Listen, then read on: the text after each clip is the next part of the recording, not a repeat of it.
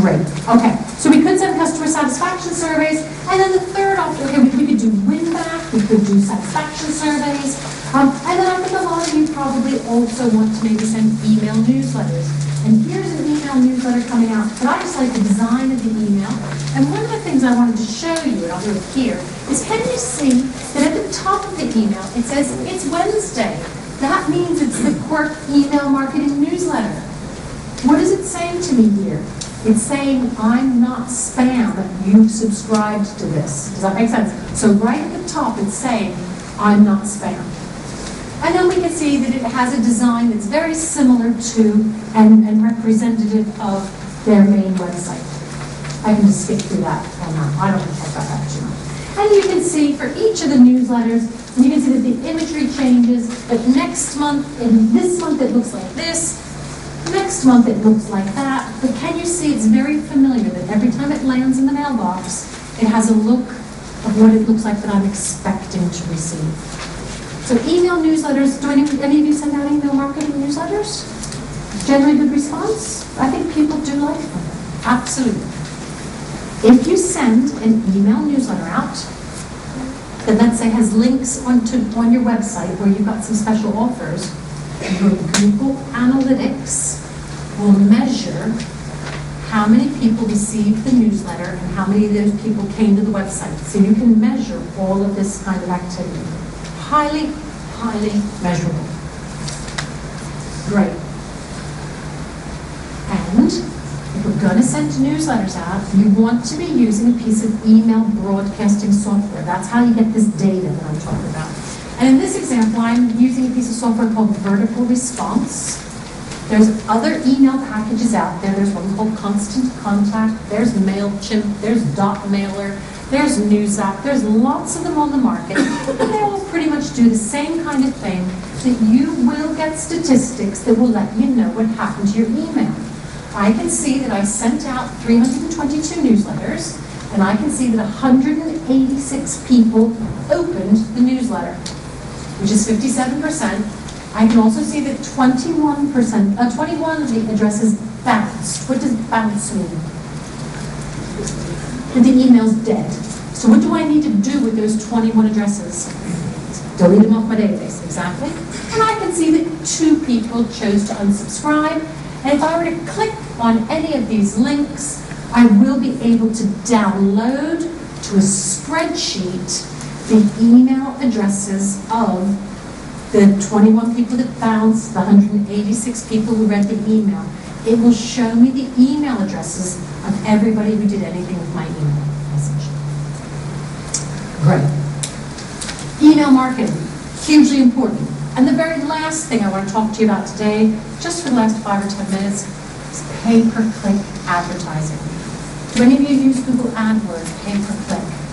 It's a really good way to get visitors to come immediately to your website. And again, what it does is it allows you to get to the top of the Google results straight away.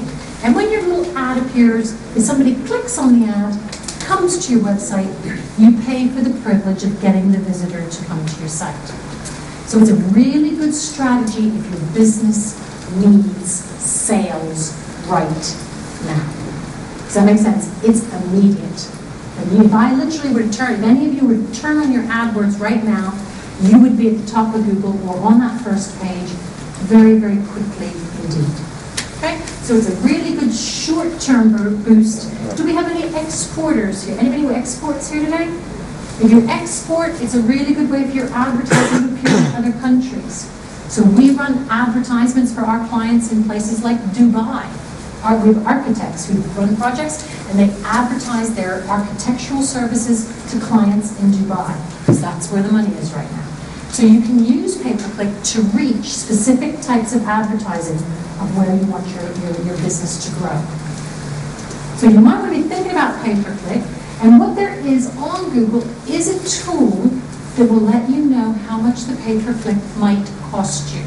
So right now I'm using a tool here called the Google Keyword Research Tool. And I'm working with a company that does plastic injection molding, as you do. And I can see that if he wants to bid for the phrase plastic injection molding or plastic injection molders, here's the phrase, it will tell me how many people in the UK, and that means locally, how many people search for plastic injection molding each month. And it will let me know that there's roughly 1,000 people searching for plastic injection molders. Are these guys, if you know this phrase, are you likely to want to buy what I do? Yes. If you don't know that phrase, you're not going to, you know what I mean? If you know that phrase, you're going to buy my services. And what it will then say to me is that it would probably cost me £2.02 for every click of every visitor that comes to my website. And I can see you guys go, ooh, £2.02 a click. That's really expensive for every visit. Is it? The rule of thumb that we like to use is the number 100. For every 100 visitors that come to the website, we get a sale. That means it's going to cost me £200 to get a new plastic injection molding contract. Can I assure you, for him, that's a bargain. Does that make sense? These are big contracts. So what you need to know is, so don't be as scared when you see numbers like this that you guys go, oh, that's a lot of money. But £200 to get a new client, I would be delighted to get a new, if I could get a new client for 200 quid, I'd be very happy. And what you need to know is how much can you afford to spend to get a new client? And what you guys will all say to me is, I can't afford to spend anything. And then I say to you, have a nice life and join the queue. So you need to think about, I need to get visitors to my site if I'm going to sell my stuff. But what we need to do is to get the kind of people who are going to buy. We don't. So can you see, am I bidding on broad phrases? No, I'm bidding on really specific phrases that I know these people want to buy my stuff. Yes? So does that mean something we need? So it's not about getting the numbers of people, it's about getting the right people to come to our website. So this tool will let you know ballpark, what might it cost, and then what we need to do is to write a perfect little advertisement that's going to appear in the Google search results. What we need to think about is we need to write little ads that talk about the benefits of using our service. We might want to think about the features of what we do. So we need to think of the words, we need to think of the little ad, and then finally what we need to do is to create a page on our website that talks about what we're trying to sell. So in this example, I'm searching for a used Bentley, as you do. Used Bentley, and here are some ads from companies, and if I were to click on any of these ads, can you see on this ad, this one, by the way, only costs £77,000. That's about the right budget for me, I think. So if I want to spend $77,000 for the ad, can you see it takes me straight to the page where this Bentley is for sale? Does it take me to the home page of the website and make me look for the Bentley? No. It takes me directly, this is called a landing page, and it takes me to exactly what I want to buy. It gives me all the information I need. There's the price, all the details. Bob's your uncle. So this is a good use of this kind of advertising. So does your website have the content, like a landing page like this, if you wanted to do any advertising? I don't want to go through this in detail right now because I think you've had enough information. But to summarize this slide, advertising on Google is not like eBay. The person who pays the most does not get to be number one. Money is not the winning game in AdWords. What Google does is it looks at your website and it says, does she really sell Bentleys? What criteria do you think Google's going to use that we talked about already this morning? Search engine optimization is going to look, do you have Bentley in the title tag? Do you have Bentley in the heading? Do you sell Bentleys? It's then going to look to see if you write a little lovely ad about Bentleys, how many people click on the ad?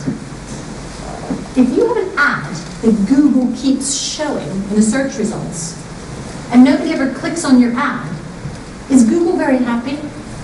No. Why is Google not happy about showing your ad if nobody clicks? Because they don't make any money. The more people click on your ad, the cheaper your clicks will become. So Google looks to see how relevant your site is, it looks at your click-through history, it looks at a whole series of, it looks how quickly your web page loads, it looks at a whole series of criteria, and it will come up with your personal price if you want to bid for Bentley. And every time anybody searches for Bentley, Google calculates a dynamic price for every advertiser. It changes for every search that takes place on Google. Can you imagine how complicated this process is? So, your rankings are very much determined by your quality, to take a little look at. So I don't know if can you see that this is the kind of thing probably you don't want to be playing with unless you know what you're doing. Pay-per-click is immediate. You can immediately get to the top of the results. You can try little ads, you can set a budget, you can turn your budget on, you can turn your budget off. You can measure how many clicks you've had, you can see exactly how many sales you've had. Do you know what I mean by the phrase return on investment? AdWords is your classic return on investment tool. However, Google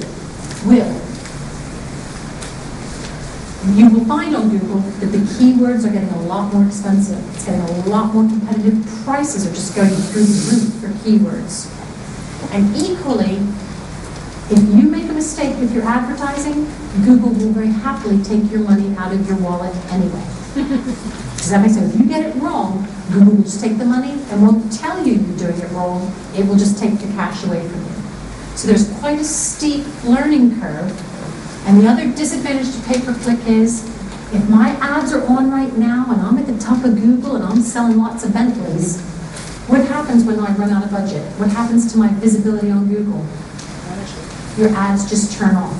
So it's a very short-term benefit, which may be great for some of you, but your search engine optimization is long-term. Pay-per-click is good for short-term, search engine optimization is good for long-term. That's how they kind of fit together.